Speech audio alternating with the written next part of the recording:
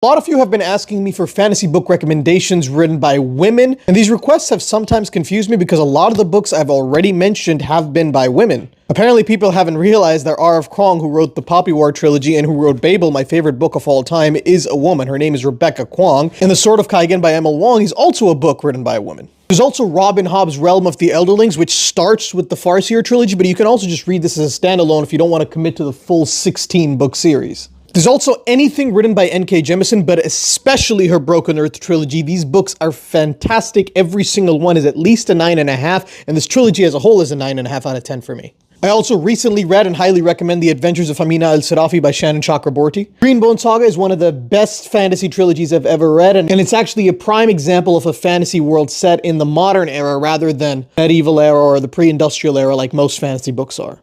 I also enjoyed The Priory of the Orange Tree, but probably not as much as other people on TikTok, and I haven't read A Day of Fallen Night